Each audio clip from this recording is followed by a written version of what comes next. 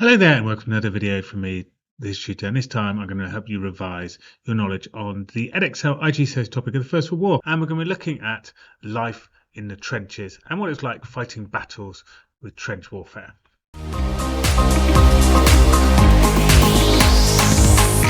So firstly, what was a trench like? What were the main features of a trench? So as we know from our previous videos, trenches started after the Battle of the Marne. The Germans started to dig in to stop their retreat from the British. And they set up, firstly, a front-line trench. And this would be a trench to face the enemy, and it was the start point for attack and where the enemy would also engage you. Now, obviously, the British then built trenches up to the German trench, but they obviously wouldn't do it right next to them. So they ended up with a patch of land in the middle called no man's land. As you can see in the diagram there's quite a big gap between the two sets of trenches. And this was where you'd charge across to try and take the enemy trench, or there might be fighting in between the trenches. Now the trench is also a network of trenches, as you can see there. You have support and reserve trenches behind the front line trench. This is where support and reserve soldiers would be, of course.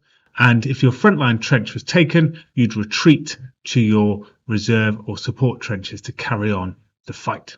Between these trenches, you can see connecting ones called communication trenches. This is where people would run down with messages, or people would run up and down them if they were going to support the front line or retreating from the front line.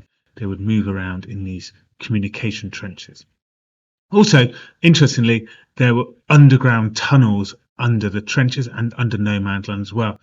The armies would employ miners and diggers to dig tunnels under the ground. Often they might plant bombs or mines under their enemy trenches as a sign to start the battle with a big explosion. So what about the features of a trench? Well, firstly, let's consider the size of it. So it's going to be about 5 to 6 foot deep so that you get lots of cover from enemy fire. Maybe if you're downhill from the enemy and they have a good view of your trench, you might want to make it a bit deeper so you have much more cover from enemy fire. You might put sandbags around the edge of your trench to give it even more height and protection from enemy explosions and enemy fire. Now, the ground can get quite muddy at the bottom. If you dug down so far, you're going to hit the water level. So they put boards at the bottom to keep the trenches dry, to stop the feet getting trench foot by getting all wet all the time. And these boards are called duck boards, so that you could obviously duck down from enemy fire. Around the top of the trench, you might have barbed wire at the top as well, particularly at the front of the front line. This was to stop the enemy getting to your trench easily. They'd get stuck by the barbed wire, held up, and you could easily shoot them. Also, you might stop horses in cavalry if the enemy so decides to use that. Now, the trenches were not a straight line. They were dog-tooth, so they had bends around them. This was so that the enemy could not shoot all the way down the trench quite easily, and also to contain explosions if a grenade or an artillery shell should land in your trench. You would fire from the fire step, so you'd have a step to stand on, and then you can shoot your gun more easily, so you can put your head above the parapet, as it were, and fire your gun. In fact, the area at the front is called the parapet. You'd also have fire bays, larger areas which were dug in, and that's where you'd set up your machine gun crew to obviously fire your machine guns at the enemy. Now, if you wanted to get out of the trench in terms of out of the conditions and maybe out of the way for a bombardment, they also had dugouts dug into the side of the trench and underground, so you could hide in the dugout from an explosion or bad weather, for instance, as well. So what were the early weapons of 1914 and trench warfare? Well, rifles was a big weapon for both sides. The British had the Lee Enfield rifle. This fired a bullet loaded with a bolt action, and it could fire accurately up to 400 yards as a kill shot. The British Army in 1914, the BF, the Professional Army, could fire 40 aimed shots a minute. And this was crucial in the BF's holding up of the Germans at the Battle of Marne. In fact, German soldiers thought they were machine gun fire rather than rifle fire, as it was so intense, the bombardment from the BF. Rifles were also fixed with a blade called a bayonet for close quarter, hand-to-hand fighting. Of course, artillery is important at the start of the war as well. This was the name of, obviously, large cannons. These were used to soften up the enemy before a battle. They would bombard the enemy trenches for hours on end before sending in the infantry. They thought, obviously, that the enemy might run away or be hiding somewhere, and then they could easily take their trenches. On average, over 400,000 shells were fired every month in the war.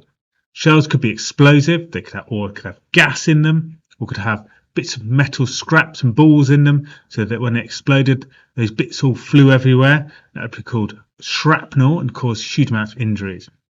In fact, 60% of all injuries were caused by artillery explosions. Then we have the machine gun, possibly the most sort of infamous of the early weapons of trench warfare. Machine guns were quite large, so were often carried by a machine gun crew, needed to be set up in a fire bay for a bit of space. It came with 9 yards of ammunition in a box, so this is where the phrase "give them the whole 9 yards" comes from. The machine gun could fire 1,000 rounds a minute. It's a very intense fire, very difficult for soldiers to get through. This was one of the main factors that led to the end of cavalry and development of trench warfare. Clearly, you could not stand around while a machine gun was firing. It was responsible for 40% of all the deaths in the war. So how did a typical early trench battle take place, and why did it not work? Well, there was 3 typical stages. So stage 1, the artillery would bombard the enemy to soften them up, destroy the barbed wire, make the enemy run away. But this failed for a couple of reasons. Firstly, you can't destroy barbed wire particularly easily by bombarding it with shells. It tends to just sort of go up in the air and come back down again in a big sort of muddled heap. It didn't really blow up metallic barbed wire very well. Secondly, the enemy often hid in dugouts, and the Germans in particular tended to have brick or concrete dugouts, so they could hide quite securely underground, and when the bombardment stopped, they knew the enemy was going to come and attack, and they'd go and set up their machine guns ready to kill them all. Stage 2, the men went over the top and went across no man's land to take the enemy trench. Of course, this failed because by the time they're walking across no man's land carefully, with their rifles out, ready to have hand-to-hand combat in the enemy trench, the enemy were there with their machine guns and their rifles, shooting the people down as they walked across no man's land. It ended up being an absolute slaughter. Of course, many people were held up by the barbed wire, which meant they couldn't run around very easily and were easily shot at. So stage 3, the enemy would have hand-to-hand combat in the trenches to try and seize control of the trenches. Now, if the enemy got this far, the simple thing to do was to retreat back to one of the other trenches, and then the enemy had to start all over again. They were again fighting machine guns and rifles, trying to get across a patch of land. They were very vulnerable getting across. So often this would lead to the attacking force being weakened greatly, and then the defensive force would lead a counterattack against the enemy, and the enemy would be very vulnerable, so easily swept away out of that trench. So lots and lots of deaths would have happened for no result at all. So what was life like in a trench? What was the daily routine of a soldier? So firstly, remember that they're going to be awake most of the night, those soldiers on the front line. That's when they're going to do most of their work. But we're going to start our daily routine at sunrise. So soldiers would stand to ready for an attack before sunrise, maybe around about sunrise, because the enemy might have been preparing all night for an attack. So this could be a common time to have to defend your trenches. About 30 minutes after sunrise, the soldiers would stand down. They might be relaxed. Clearly, there was not going to be an invasion or attack straight away. So they could then have breakfast around about 7 a.m, depending on sunrise times, and this might involve a cup of tea and some bacon and other bits of food that were around. Then between breakfast and lunch, the soldiers would stay in the trenches, making repairs and doing basic maintenance.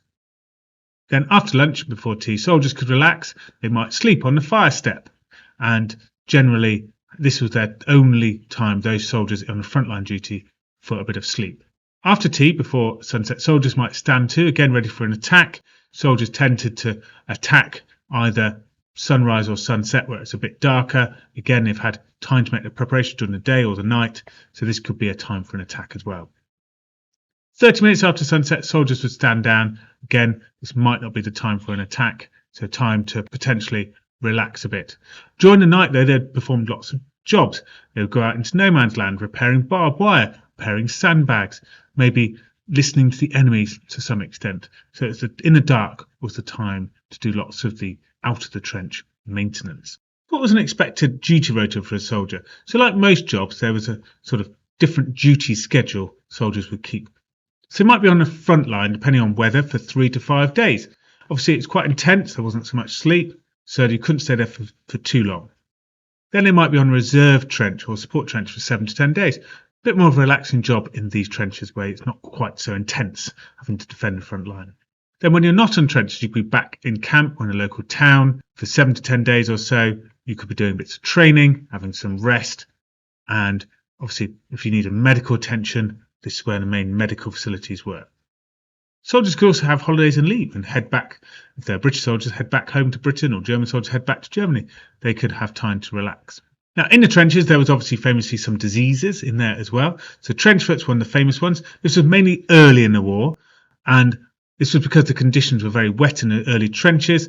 Soldiers' feet were rotting in their boots and in their wet socks, and they hadn't really taken care of them or didn't really understand the issues around trench foot. Trench foot would obviously be that your foot would start rotting and it become infected. So the only real way of dealing with that infection was to cut out the flesh. And if you didn't cut off the flesh, the infection would spread through the body and could kill you. But feet inspections were introduced and duck boards introduced to help stop trench foot. And then it became a court-martial offence not to look after your socks, boot and feet.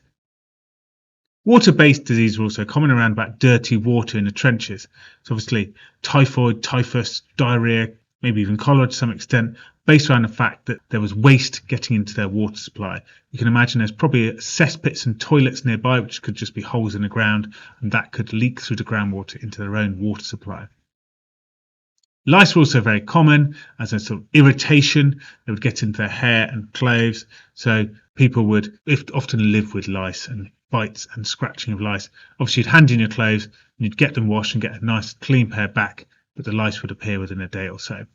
Okay, so with tough times, the soldiers had to have a good sense of humour to get through the stress of the front line. So the soldiers had a bit of free time and they could get bored. So they started to turn to humour to help them. So in the area around Ypres, they came up to Wipers Times, and Wipers was their nickname for the town of Ypres.